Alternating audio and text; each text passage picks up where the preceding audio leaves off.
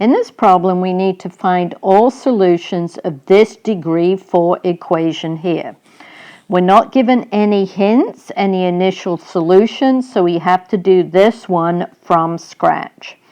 So the way we're going to do this is we're going to use the rational zeros theorem that says possible rational zeros of a polynomial have to be factors of the constant term, -4, divided by factors of the leading coefficient. So in this case, that means, as I said, it's factors of -4 divided by factors of the leading coefficient. And what's the leading coefficient? It is 3. So what are all the factors of 4? Well, it's plus or minus 1, plus or minus 2, and plus or minus 4. Luckily, 3 only has 2 factors, plus or minus 1 and plus or minus 3. So what are all the possible rational zeros? Well, I'm going to take all of these and divide it by 1. That's very easy. It's going to be plus or minus 1, plus or minus 2, plus or minus 4.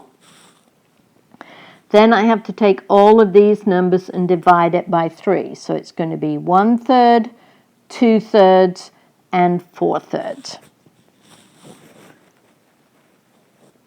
So let's write those down there.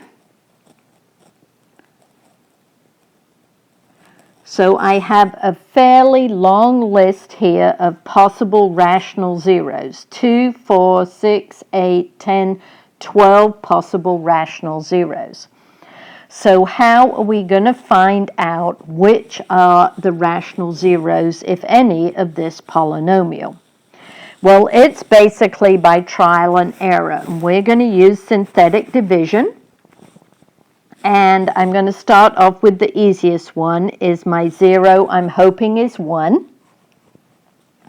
We go to this polynomial, my original polynomial, and I strip off the coefficients, 3, -4, -11, 16, and -4.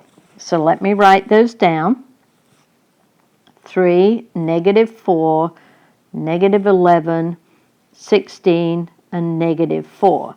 And when I do synthetic division, if I get a remainder in this last box of 0, then I know that this is a 0 of my polynomial. So remember, how do we do synthetic division? Bring down the 3, and then I multiply 1 times 3 is 3. You write it here.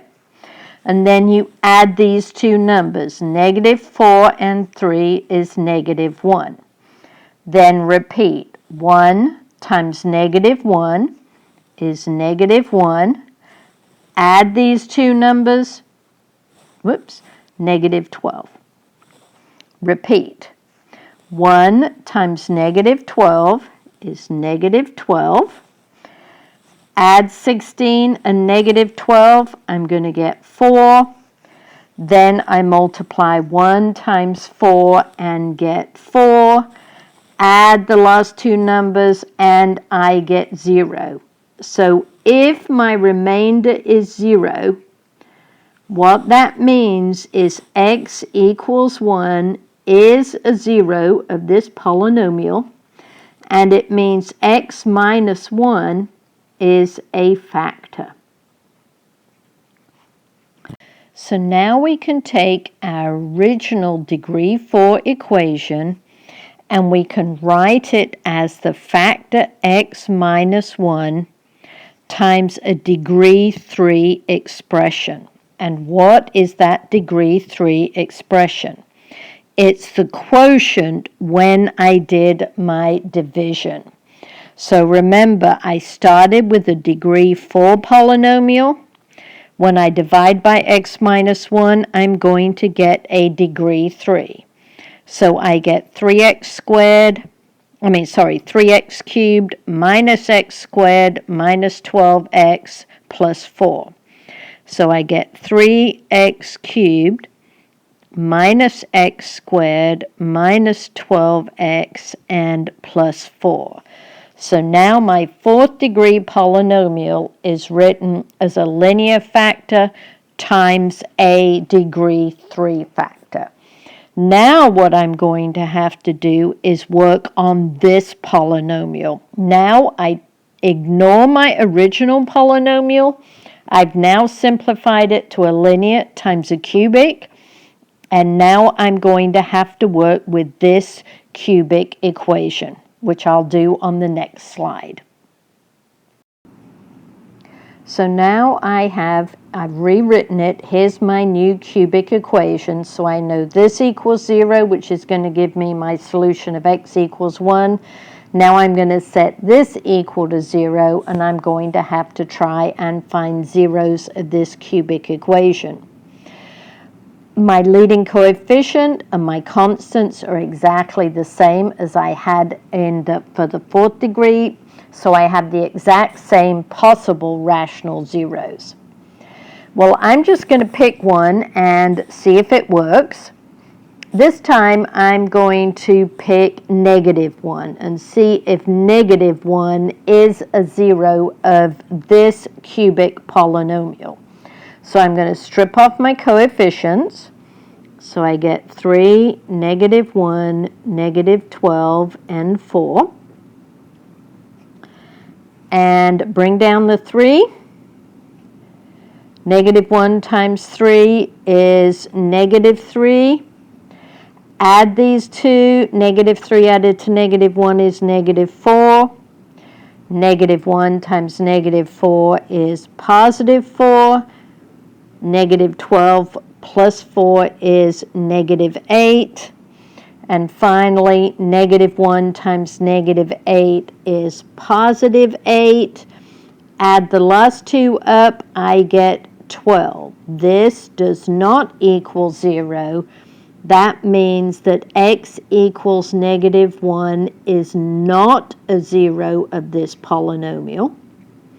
So that one didn't work. And we can try other ones, but I'm going to cut to the chase and say I think the next good one to try is 2. I don't want to waste your time trying a whole bunch. So let's see if we can try 2 on that same cubic polynomial. So bring down the 3. 2 times 3 is 6. -1 and 6 is 5. 2 times 5 is 10. Add these two up, I get -2. 2 times -2 is -4. Add these up, I get 0. My remainder equals 0. That means x equals 2 is a zero of this polynomial. So now I know my polynomial can be written as x minus 1 times, remember what's the factor that goes with x equals 2? It's x minus 2. And my quotient is a degree 2.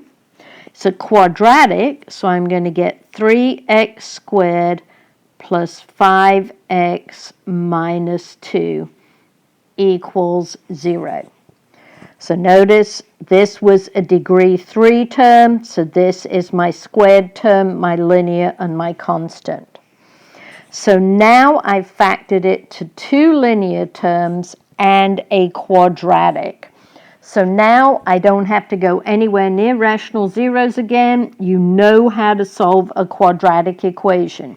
You're either going to do it by factoring or you're going to use the quadratic formula. And this one, I think, factors. So I have my first 2. And this one, I'm just going to factor it by trial and error because there are very few choices. So I have 2 numbers that multiply to 3x squared. Well, I'm going to have a 3x and an x. 2 numbers that multiply to 2, I just have 1 and 2. And I know my middle 2 terms, when I FOIL it out, have to add up to 5x. So I think if I put the 2 here and the 1 here, that's going to give me 6 and a 1. And since it needs to add up to plus 5, I need a plus here and a minus here. Let's double check. 3x squared plus 6x minus x gives me plus 5x minus 2.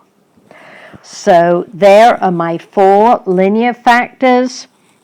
We set each of them equal to 0.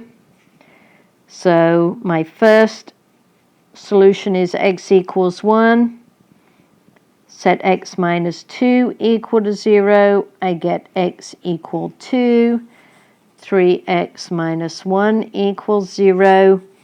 3x equals 1. Divide both sides by 3. So I get x equals 1/3. And my last one is x plus 2 equals 0. So x equals -2. So remember, I had a 4th degree polynomial, and I have 1, 2, 3, 4 solutions.